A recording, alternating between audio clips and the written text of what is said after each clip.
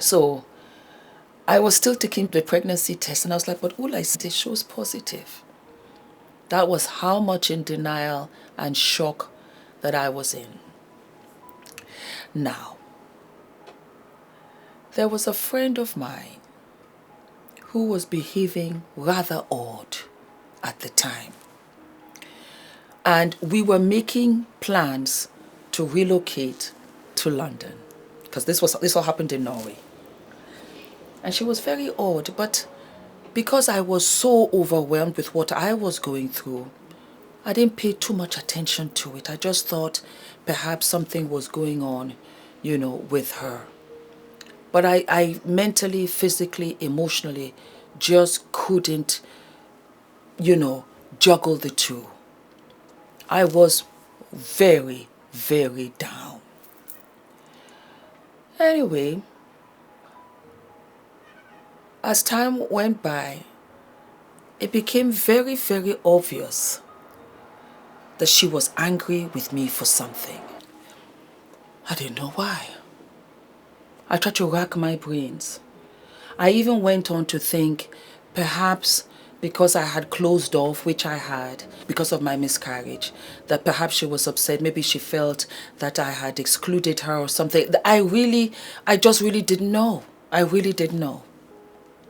Months after, came to find out, which she sent in an email addressed to me and Ula. I can only laugh now.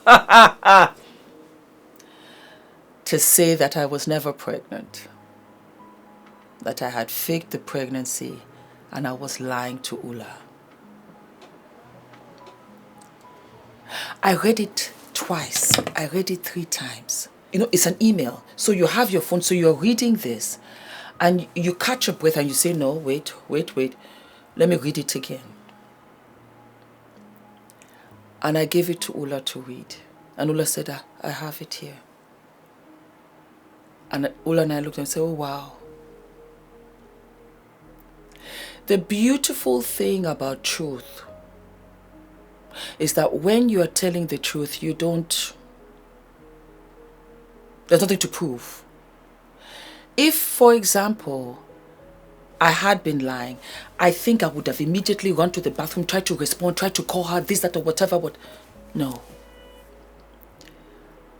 I put it down and I remember I looked outside and I said, God, I'm having a tough time. I'm having a tough time up in here. And I got the gift of goodbye. I never responded. She sent another email trying to goad me, trying to taunt me. But the thing was, she had showed me who she was. And there was nothing left for me to say to her. She called Ula. Ula didn't pick up. And she accused me of all kinds of things. And she was with who? This other girl that had stepped up onto my wedding reception to accuse me of lying.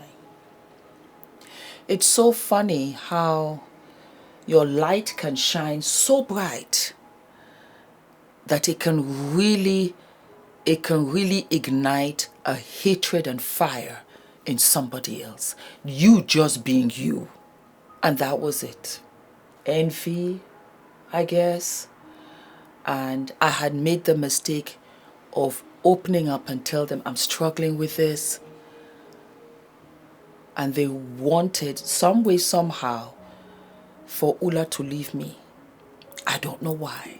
Because this girl had a husband Of course, he was sleeping around with everybody else, and she knew it. We knew it. We had told her, and she was living with it. You know, only God knows. Only God knows. And I had to refocus on my fertility journey. I had to refocus and decide what I was going to do with myself. And I remember at that time, I was working for Chanel. And I was a simple sales girl. I wasn't a manager or anything because I couldn't bear to stay at home. It was just too much for me because the days were just there for me to constantly think of the pregnancy that I had lost. And that's the funny thing about miscarriage. You remember the dates. And so by this time, you think to yourself, you would have been X amount of months by now. You'll be giving birth by now.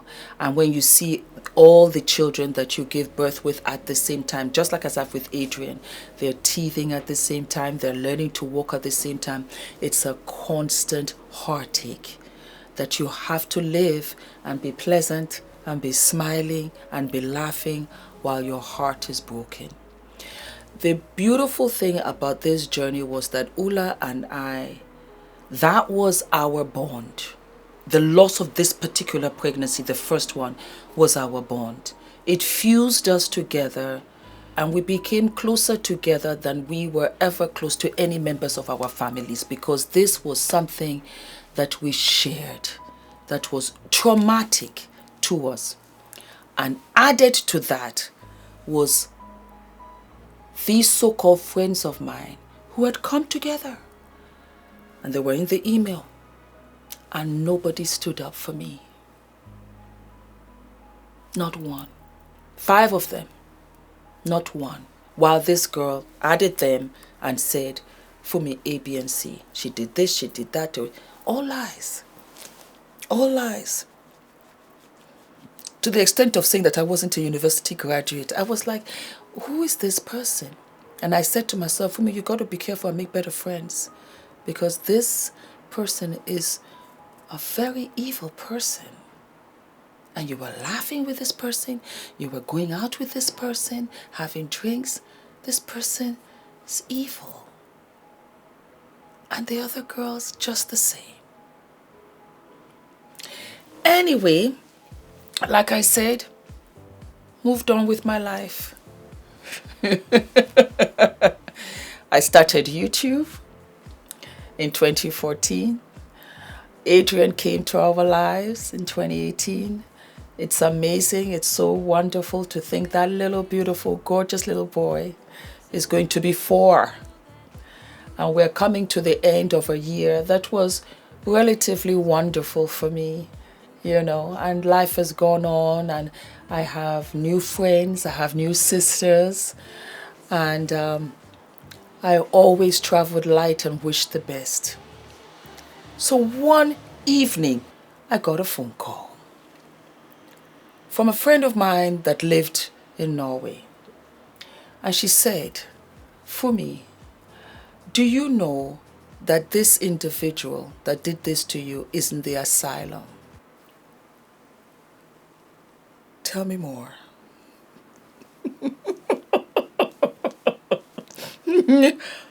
Tell me more. What? She said, she's in the asylum. I said, wow, sorry to hear that. Because you have to understand, it's been 10 years. It's 10 years ago. And my life has been wonderful. It's full of blessings, and time does heal. Time really does heal. As treacherous as what she said and did, I had no hate in my heart. I just didn't. But I was shocked. I said, wow. She said, yes, for me. This person, you know what, let's give her a name, yes? And so she said that Jamie is a fake name, yeah? This person, this awful person, she had had about 5, 6, 7 rough years. Very rough years. As a matter of fact, that clique of girls had had a rough ride. I said, wow, I wouldn't know. You know, I'm busy. I'm doing my own thing. She said Jamie called her. She had heard about Jamie being in the asylum, but about a couple of months later, Jamie called her asking for my number. I said, what? For what? Why would she? For what? And she said that she wanted to call me and apologize, that it had been eating her up, what she had done to me. I said, why? She said, Fumi, you're not going to believe this. I said, what? She said, Jamie was 5 months pregnant. She went to the doctors and there was no heartbeat. She miscarried at 20 weeks.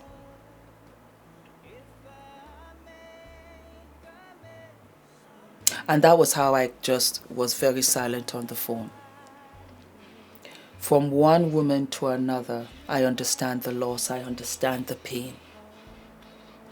I also know what karma is. That in that moment, or moments after, she must have realized the pain that she caused me by telling me that I was lying and that I was never pregnant. I lost mine at 10. She lost hers at 20. Further gone, when you can feel the baby, when you know the sex of the baby, most probably you've done an amniocentesis at this stage. And you're giving the baby names and you're already planning because you're kind of halfway through. You're kind of halfway through. And that was when she lost her baby. And I told her, my friend that was on the phone, I said, I wish her well. And I'm going to tell you to tell her what she never told me. I am very sorry for your loss. Very sorry for your loss. And that I do hope that she does have what she's wishing for. But karma is very real. And you have to be careful what you spew out there.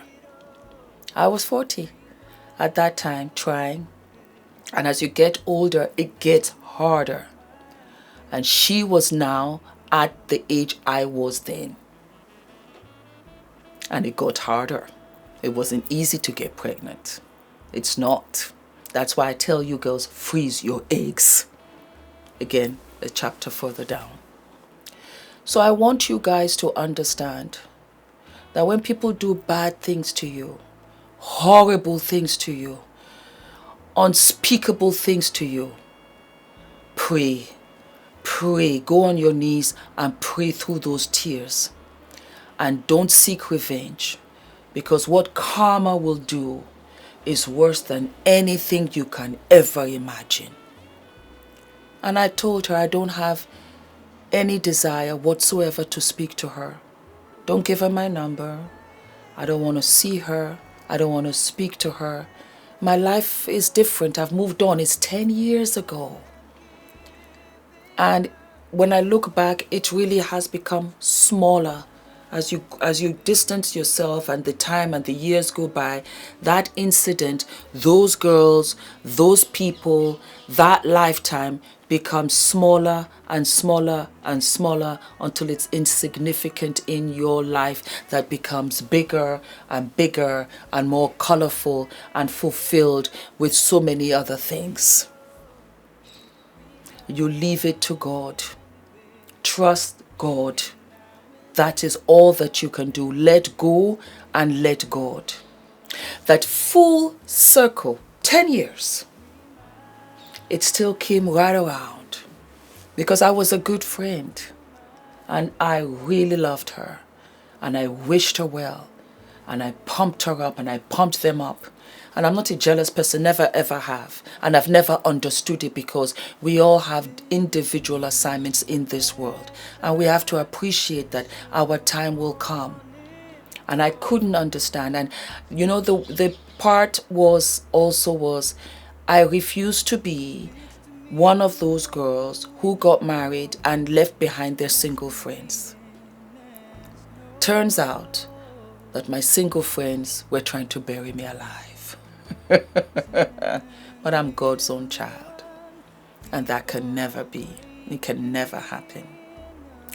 So yes, my darlings, apology accepted, access denied. Happy New Year, my darlings. I love you all, and I'll see you in 2022.